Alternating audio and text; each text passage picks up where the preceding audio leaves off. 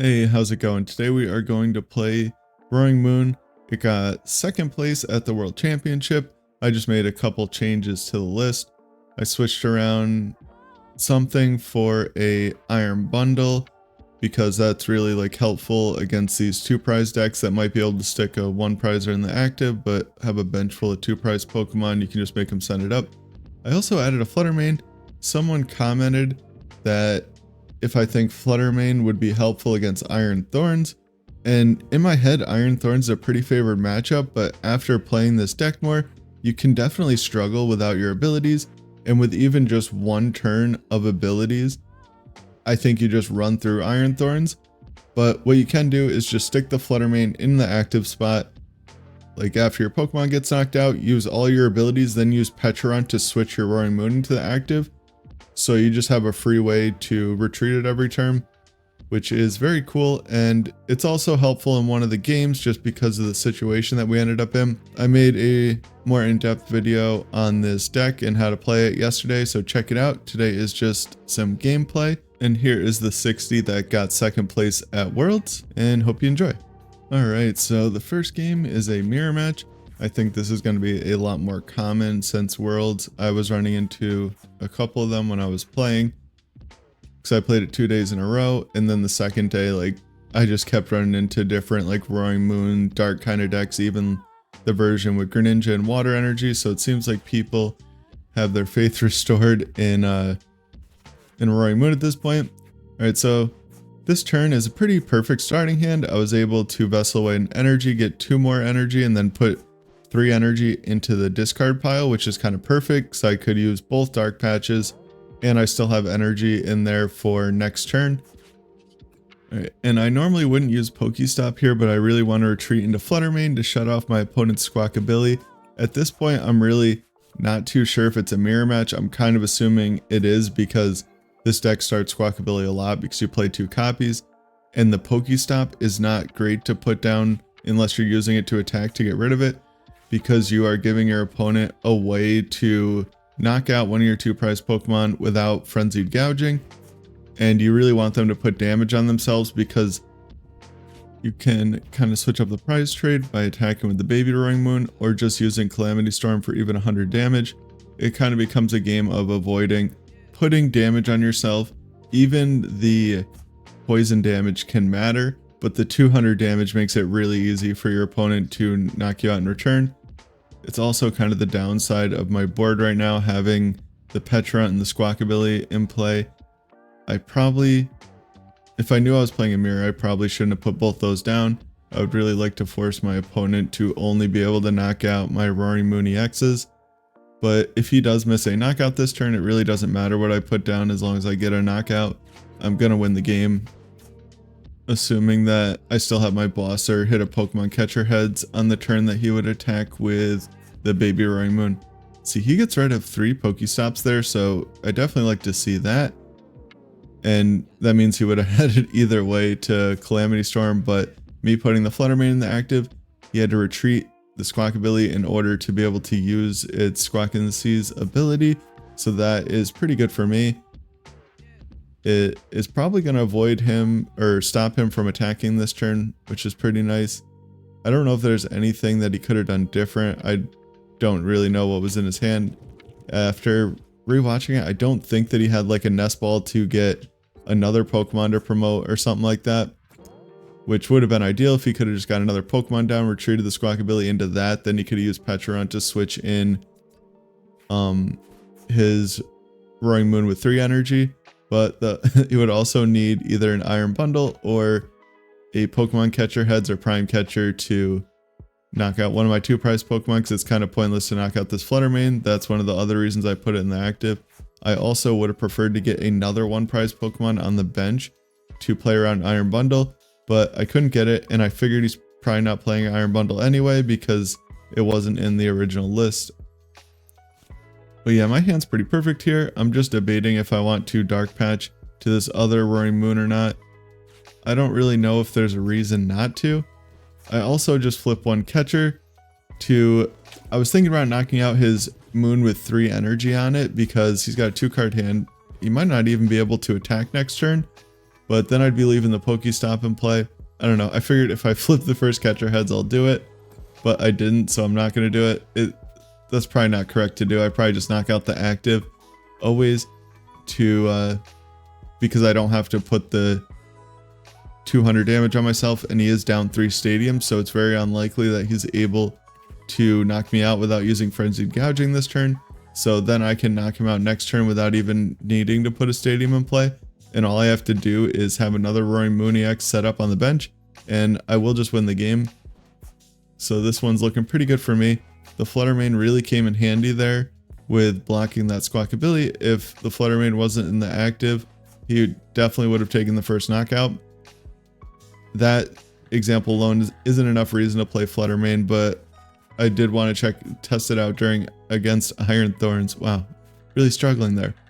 I definitely wanted to test it out against Iron Thorns, and it seems really good against that deck. I think it makes it just a complete auto win, and if it's going to become a popular deck, it's worth it. And if not, it can just be like a second stretcher, a fourth PokéStop, a fourth Ultra Ball, or a second Judge. Alright, and my opponent is also powering up their Pecharunt. It looks like that's pretty smart. That's pretty nice to take the last 2 prizes with if you end up in that situation, because it only takes 2 energy. It's not much of a hassle to set up. Alright, now I'm going to promote the Roaring Moon EX here because I don't want to poison damage it. I want to make sure that he has to Frenzied Gouging me, and then all I have to do is hit him for 100. If I was behind in prizes here, I would have attacked with Baby Roaring Moon to try to make it so he couldn't get 2 prizes that turn to get ahead in the prize trade. But since I am ahead in the prize trade already, all I have to do is set up 2 Roaring Moon EXs, and I should almost certainly win the game because I'm not Frenzied Gouging him, so he can't knock me out with his Baby Roaring Moon. And if I did attack with a Baby Roaring Moon and he knocked out my Roaring Moon EX, it would just become like a lot harder for me to find and reset up another Roaring Moon. And I did just like thin my hand out of my extra moons and stuff there, and all I kept is cards that I think I would want to see off of like a Judge or something like that. I was also like debating the Pokemon Catcher. I was like getting a little too fancy in my head. I was thinking if I knocked out his other Roaring Moon that he would have to knock him. I don't know.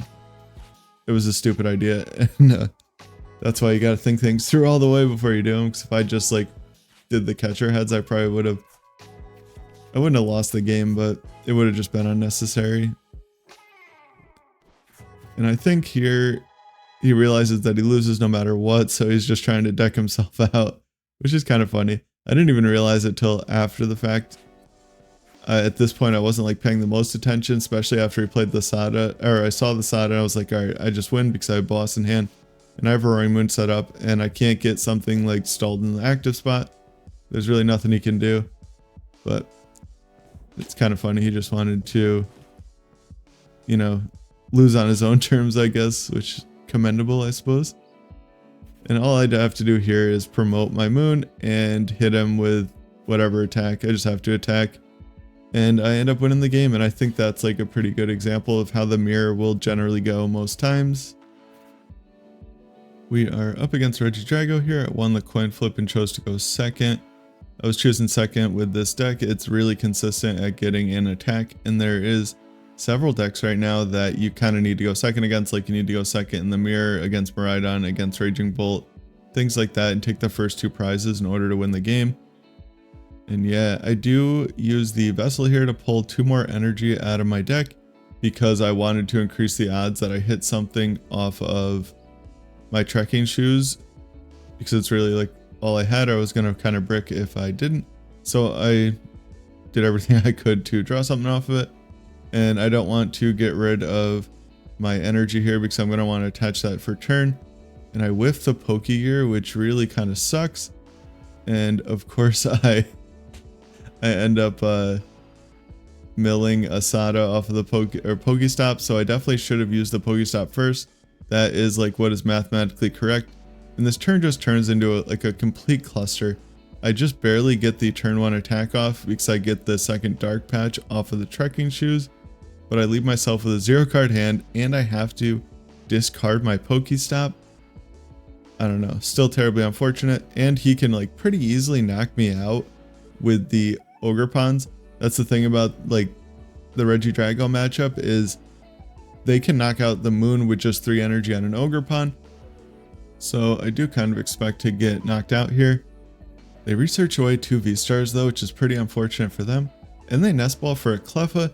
I would have definitely expected them to get a second Ogerpon, because they would want to get 2 Ogerpon down to attach an energy to each of them, and then energy switch over to either one of them and knock out my Moon. And then they're actually in a pretty good spot, because my hand is, I went down to a 0 card hand, so they can like know that I didn't save anything for the next turn.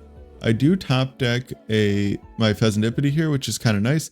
I'm not going to put it down yet though, because I don't want them to knock it out. It's really all I have left. And yeah, so I do just switch into the Baby Roaring Moon. There's really no point for me to knock out the Cleffa. It's not going to help my prize trade, and it's just going to leave my Roaring Moon in the active there for him to Ogerpon to death. It does look like he has the boss though, which is kind of unfortunate for me, but it's a risk that I basically had to take. Knocking out the Cleffa wouldn't have done anything for me, so it's kind of the same. They are playing the Koraidon though, which is kind of interesting. That does put 60 damage on the Regidrago V-Star, which is pretty like bad, especially for the Roaring Moon matchup, because then the 220 attack KOs the V-Star. And I use my Fezandipiti here. This has gotten really awkward. I can't help but think this all would have been avoided if I just used PokéStop before the Pokégear and got into a Sada. And I do just Pal Pad only Sada back into the deck, because I don't want to find a Judge. A Judge doesn't really help me here. I kind of need Sada. And I was thinking about like catching up the Fezandipiti to hope that they can't really do anything. That's probably one thing that I definitely need to stop doing. Sometimes I'll just like throw a catcher out there and be like, well, if I flip heads, I guess that seems pretty fine. But if I don't, I want to save the other ones for later, when really I should probably save both of them in case I need to like get a 1 prizer out of the active later. Even though this game is not looking great here, I don't even have energy left in the deck. I do have the Night Stretcher though, so I can get an energy back. Now I can Sada and Trekking Shoes. Hopefully I hit a Dark Patch off of one of them. And I luckily hit it. So I can Dark Patch and then Night Stretcher back an energy card. And if they knock out this Roaring Moon, I lose the game anyway, so I don't really have to worry about setting up another one. And really here, I just have to hope that they somehow don't have like another Ogerpon and 3 grass energy and an energy switch, because that will just win them the game on the spot. But this is my only hope to win, so you got to go for it. You got to play to your outs. I also have a boss and 2 catcher in hand, so that'd be pretty unfortunate if they Iono'd me. I would probably whiff a 2 prize knockout if they did, because my Prime Catcher's gone. I think I've already used up 2 Pokemon Catchers, and my boss will be at the bottom of the deck. Maybe I could dig through it, but I think I've used a few Trekking Shoes too. But lucky for me, they do just attach to their Ogerpon and pass. I bring up the Mew because I don't want to die to poison in between turns from using Calamity Storm or Frenzied Gouging. I don't think that would send it into sudden death, but you really never know with the online, how this online client's gonna work things out. All right, so I just read something that there is no sudden death with Roaring Moon. If both players are knocked out, it either becomes a tie or the person that can't promote a bench Pokemon loses. So if you like have no bench, you're the loser, but if not, it's a double loss, so it ends up being a tie, it sounds like, is what the ruling at least was from the only one that I could find online. That is just like random Twitter stuff, but it looks like a translated post from the Japanese compendium, so that should apply to us. It's really weird because the way that it should work is it goes into sudden death, or if one person can't promote a Pokemon they win, it shouldn't just be like a draw or whatever. It's kind of interesting, but yeah, so like or dislike, comment, and subscribe. Check out my video from yesterday. I kind of went over how to play Roaring Moon.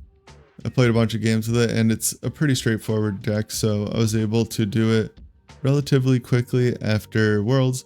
Hopefully it's alright. It's one of those decks where like decks like Guardian, Lost Box and stuff, there's so much that you can go into and like set rules, but with stuff like Roaring Moon, it really just is take 2 prizes and play your hand out with the way that gives you the most likely chances that you get those 2 prizes. So yeah, take care and have a good one.